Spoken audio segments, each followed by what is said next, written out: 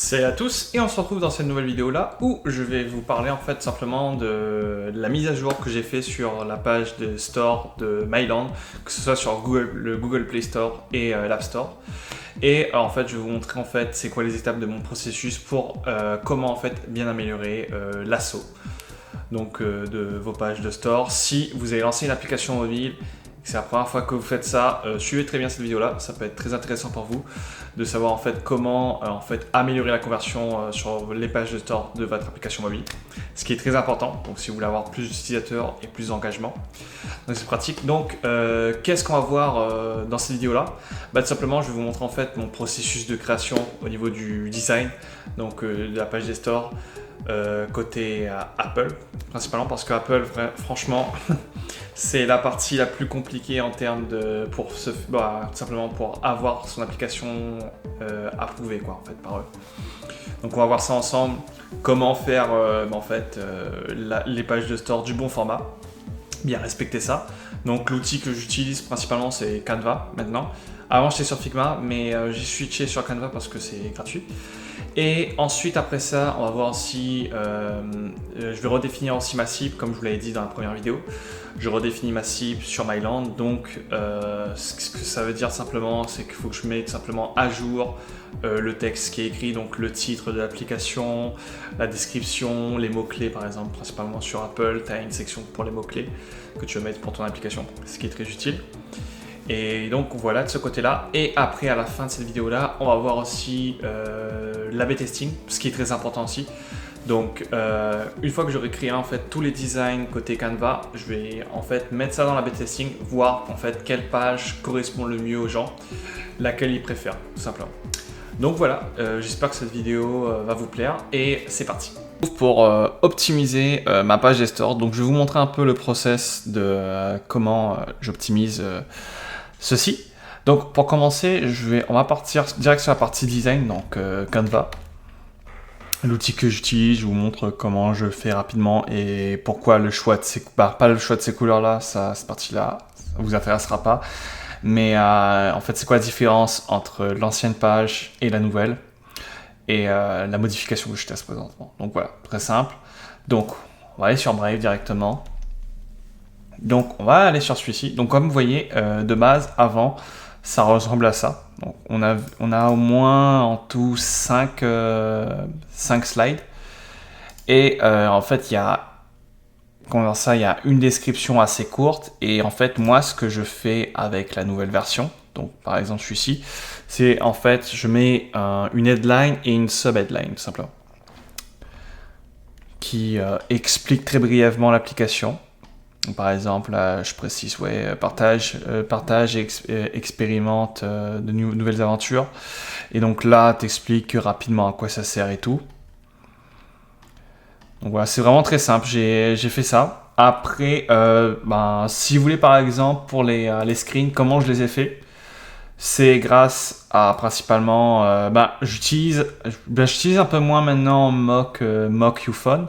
Mais il y a Mock Uphone et Shots qui sont hyper pratiques. Shots c'est plus en rapport avec Apple, je vous dirais. Donc si pour la partie Samsung, soit vous faites une version comme ça, minimal phone, ou vous allez dans Mock Uphone et vous sélectionnez par exemple Samsung Galaxy S24. Et celui-ci en fait vous fournit différentes orientation pour le téléphone. Donc tu as une version où ça t'es comme ça en diagonale et tu en as plein d'autres quoi. Donc voilà, c'est vraiment très basique et simple à mettre en place ça. Et en fait, il faut juste que vous avez les screens t'as le screen de ton application, tu le mets là-dedans, tu fais générer le produit et hop quoi. Et en fait, tu peux mettre autant de fichiers et ça te fera pour chaque screen la génération du mock. Donc voilà, c'est très simple. Donc il y a aussi, je vais vous montrer très rapidement, il y a pour qui aussi, il y a pourquoi aussi. Donc pour certains téléphones, il y a, comme vous voyez, il n'y a que ça comme mode. Parce que par exemple, là, si je mets l'iPhone 15, tu as le mode qui est comme ça. Mais sur le reste, tu as juste horizontal et vertical. Là. Celui-ci, ouais, donc voilà, vraiment c'est basique. y a pas à se casser la tête. Donc voilà, si vous voulez tenter de quoi avec que ce soit shots.so ou MockUFun. Voilà. Je pense que je mettrai le lien en description pour ceux qui sont intéressés pour ça. Et donc voilà pour cette partie-là de comment je crée le design.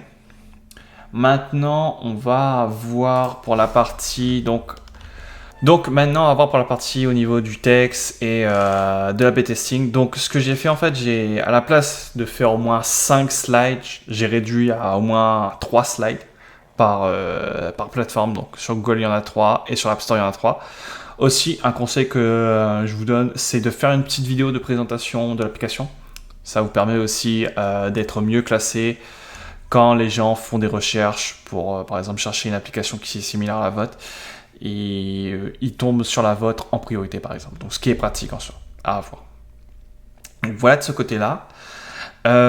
Donc, ouais, après ça, la description, c'est très important d'avoir un titre. Bon, un titre est obligatoire. Un sous-titre, par exemple, côté iPhone, c'est très important.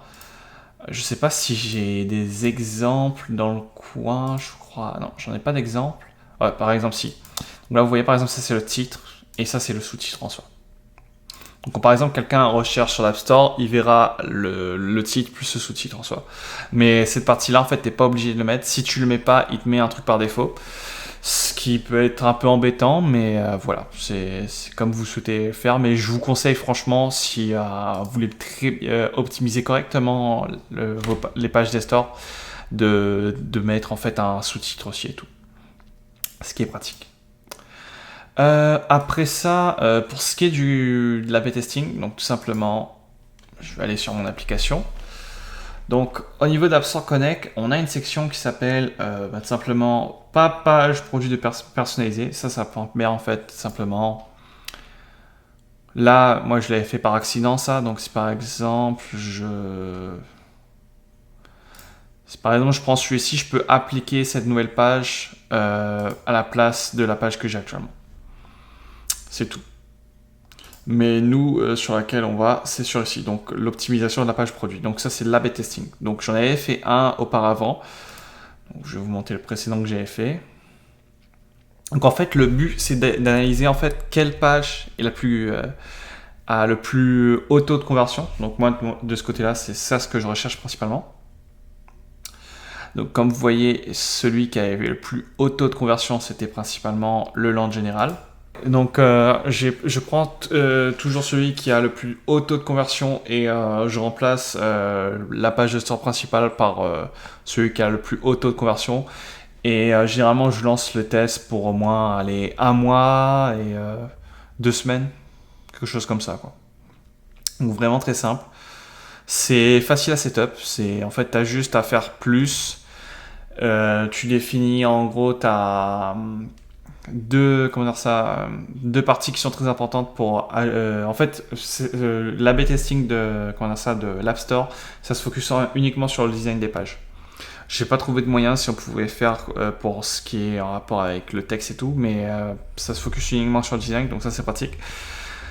Et tu as 2 versions, donc pour l'iPhone à 6.6 pouces et l'iPhone à 5 pouces.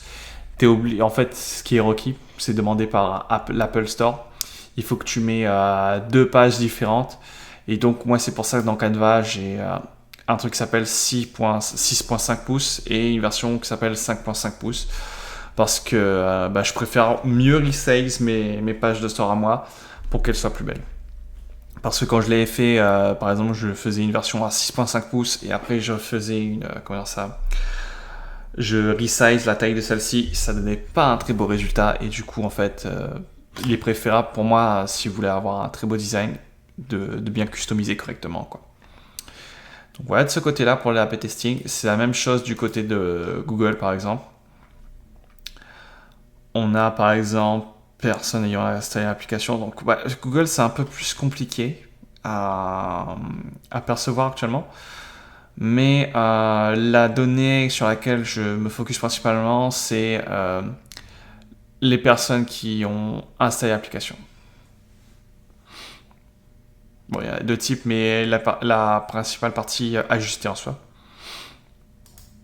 Et tu as deux types de tests. Donc, tu as le test en rapport avec les personnes qui sont déjà fidélisées. Si par exemple, ils retournent sur ta page de store, est-ce qu'ils vont laquelle ils vont choisir le mieux? Voilà, c'est simple. Et en fait, à la fin, par exemple, disons que tu as envie d'arrêter le test et tout, tu as juste à cliquer là-dessus, appliquer, et ça te change directement les pages de store sur Google, quoi, sur ta fiche de Play Store, quoi. Voilà, c'est très simple. Donc voilà pour ce qui en est du côté des tests A/B testing, tout simplement. Donc un outil qu'on n'a pas vu ensemble, mais que je vous conseille aussi et tout là. Pour par exemple pour faire une auto-analyse de ta page et aussi des concurrents potentiels que tu connais, c'est d'utiliser AppTweak. Tu as au moins 7 jours gratuits de test, un free trial là. Donc je vous conseille d'utiliser, c'est vraiment un outil très utile à avoir à côté de soi. J'espère que cette vidéo vous a plu et que ça a apporté beaucoup de réponses, que ce soit sur comment bien optimiser votre page des stores ou encore par exemple saisir en fait l'importance de faire des tests, des A/B testing tout simplement. Donc ça c'est vraiment une partie très importante à faire. Tester plusieurs variations, c'est vraiment le point clé si vous voulez vraiment voir l'intérêt, si les gens kiffent la page des stores, parce que tout le monde juge la première impression, voilà. Et j'espère que cette vidéo vous a fait plaisir de ce côté-là, que ça vous a appris pas mal de choses. Et sur ce, si vous pouvez m'aider, que ce soit par exemple au niveau, j'avais fait un sondage très récemment, c'était pour la nouvelle fonctionnalité, le Tinder des lieux insolites. Donc si vous avez des amis ou dans votre entourage, vous connaissez des gens qui sont hyper actifs, qui aiment sortir, partagez le sondage qui est en description. Et afin de m'aider, ça me fera plaisir. Donc sur ce, je vous remercie de m'avoir écouté et on se retrouve pour une prochaine vidéo. À très bientôt. Salut!